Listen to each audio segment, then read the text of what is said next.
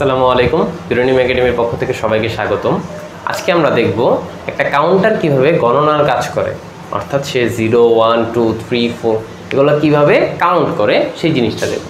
আচ্ছা, সেই জিনিসটা দেখার আগে আমরা একটু রিভাইজ করি যে কাউন্টারের মধ্যে কি থাকে। কাউন্টারের মধ্যে একাধিক ফ্লিপ ফ্লপ থাকে। আমরা 3টা ফ্লিপ ফ্লপ নিয়ে কাজ করতেছি, A B C flip flop. আর এইটার ক্ষেত্রে একটা ক্লক পালস দেওয়া হয়েছে। এইখানে কিন্তু আমাদের ক্লক পালসটা একটু চেঞ্জ আছে। আমরা গত ক্লাসে দেখছিলাম ক্লক পালসটা, এটা যদি বক্সের এই অংশটা হইতো তাহলে ক্লক পালসটা ছিল এরকম। আর আজকে দেখতেছি ক্লক পালসটা হইতেছে এইরকম। তো যখন আমাদের এরকম থাকবে সেটা হইতেছে আমাদের ইডিজিই, এজ ক্লক। আর এইটা যখন থাকবে তখন হইতেছে আমাদের নেগেটিভ এজ ক্লক। অনেক সময় এইটাকে পজিটিভ এজ ক্লকও বলা হয়। ঠিক আছে, তাহলে পজিটিভ এজ ক্লক আর নেগেটিভ এজ ক্লক। পজিটিভ আর নেগেটিভটা আমাদের কোন জায়গায় কাজে দিবে? ক্লক পালসটা বলছিলাম কি, ক্লক পালসটা হইতেছে আসলে বিট। তাহলে এই বিটটারে প্রকাশ করার জন্য আমরা এইভাবে লিখতে পারি, এটা হইতেছে আমাদের ক্লক বিট। হ্যাঁ, এটা হইতেছে আমাদের ক্লক বিট। এখন ক্লক বিটের ক্ষেত্রে যদি আমরা এইটা ইউজ করি তাহলে আমরা যেই জায়গায় উপরে উঠছে সেই সব জায়গায় আমাদের কি হবে, এই মানগুলা প্রদর্শন করবে। অর্থাৎ পরবর্তী যেই বিটগুলো আছে এখানে জে এবং কে, এই J K flip ফ্লপের J R কে এর মানটা এই ক্লক পালসের উপরে যখন উঠবে শুধুমাত্র তখনই আমাদের কি হবে, চেঞ্জ হবে। আউটপুট আমাদের তখনই দিবে। আর যদি আমাদের নেগেটিভটা হয়, নেগেটিভটার ক্ষেত্রে আমাদের যখন নিচে নামছে ঠিক সেই ক্ষেত্রে আমাদের কি দিবে, প্রদর্শন করবে জে আর কে এর আউটপুট। তাহলে আউটপুট প্রদর্শন করানোর জন্য আমাদের পজিটিভ এজ ক্লক উপরেরটা নির্দেশ করে আর নেগেটিভ এজ ক্লক নিচেরটার সময় নির্দেশ করে। আচ্ছা, এখন আসি পজিটিভ নেগেটিভ তো গেল।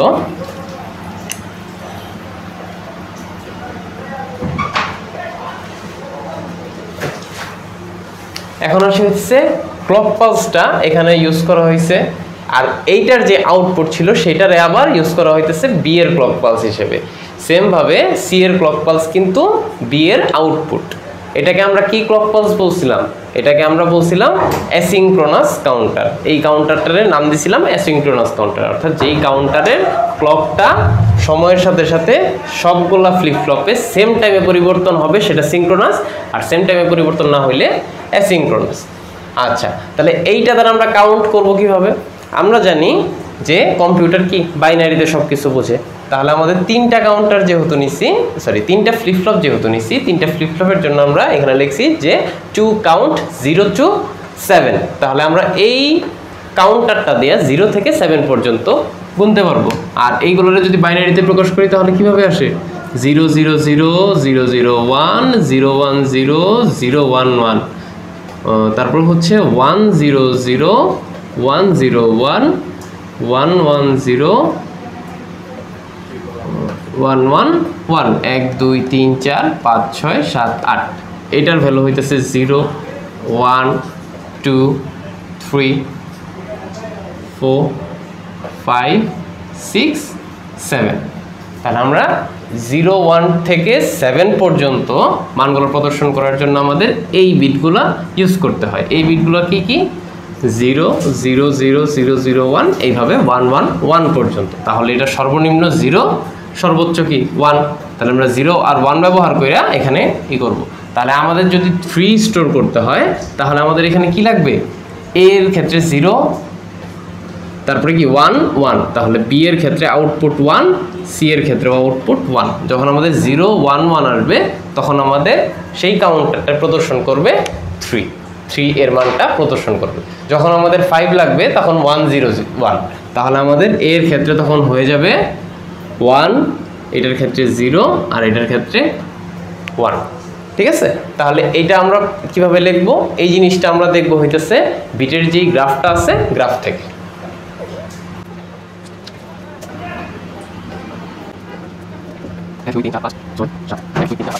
এখানে তাহলে দেখি আমরা কাউন্টারটা কিভাবে কাজ করে।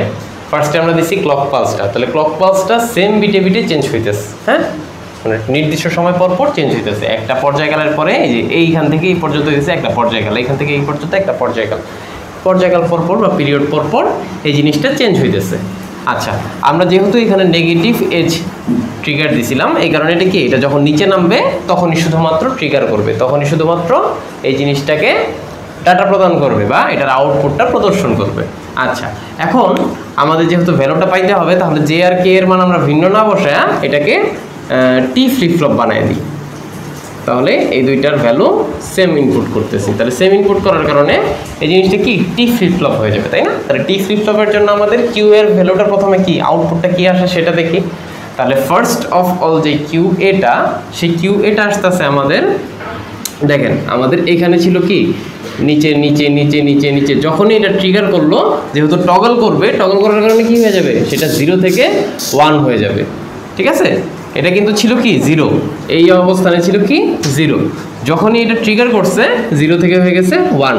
তাহলে এই 1টা আবার কি চলতে থাকবে কতক্ষণ পর্যন্ত, যতক্ষণ পর্যন্ত না এটা আবার নেগেটিভ ট্রিগারে আসে। তাহলে এই যে আবার নেগেটিভ ট্রিগার আসছে, আবার এটা হয়ে যাবে 0। তাহলে 0 এসে পড়লো, এখন 0 থেকে আবার চলতে থাকবে, আবার যখন ট্রিগার আসবে তখন 1। তাহলে আবার যখন ট্রিগার আসবে 0, আবার যখন ট্রিগার আসবে 1, আবার যখন ট্রিগার আসবে 0, আবার যখন ট্রিগার আসবে 1, আবার যখন ট্রিগার আসবে 0, এইভাবে চলতে থাকবে যতক্ষণ পর্যন্ত আমার ক্লক থাকবে আর কিউ এ থাকবে, ততক্ষণ পর্যন্ত এইভাবে কি চলতে থাকবে। আচ্ছা, কিউ এ দিলাম, এখন কিউ বি, কিউ বিটা কীভাবে হবে, কিউ বিটা হবে কি এইটার সিগন্যালের কারণে, এইটার সিগন্যালের মাধ্যমে। তাহলে এইটার সিগন্যালটা কিভাবে হবে দেখি, এইটার সিগন্যালটা কি এই যে সেম ভাবে নেগেটিভ ট্রিগারিং হবে। তাহলে নেগেটিভ ট্রিগারিং এর জন্য আমরা এটাতে কি পাবো, যখন এটা 0 0 0 ছিল, যখনই নেগেটিভে আসছে তখন 1 হয়ে গেছে, তারপরে 1 1 চলতে থাকবে, যখন এটা 1 এ আসছে 0 হয়ে গেছে, যখন এটা 0 ছিল 0 0 0 0, আবার ওই যে 1 ট্রিগার করছে 1 হয়ে গেছে, 1 থেকে আবার 0 হয়ে গেছে।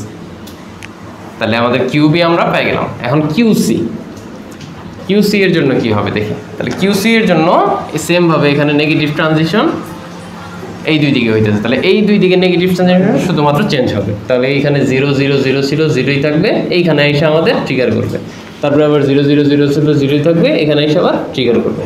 এই হইতেছে আমাদের কি কিউ এ কিউ বি কিউ সি এর জন্য বিটের যেই চিত্রটা, এটা হইতেছে আমাদের বিটের চিত্র, আর ক্লকটা দেওয়া আছে। এখন প্রতিটা পর্যায়কাল বা প্রতিটা পিরিয়ডের জন্য আমার আউটপুট কত আসবে সেটা এখানে আমরা প্রদর্শন করতে পারবো। কিভাবে, এই যে এইটা হইতেছে কি একটা পর্যায়, তাহলে আমাদের এই পর্যায়টার জন্য কোনটার মান কত সেটা বের করব। তারপরে এইটার থেকে এইটা আমাদের একটা পর্যায়, এই পর্যায়ের জন্য কোনটার মান কত সেটা বের করব। এইভাবে প্রত্যেকটা স্টেপের জন্য আমরা মান বের করব।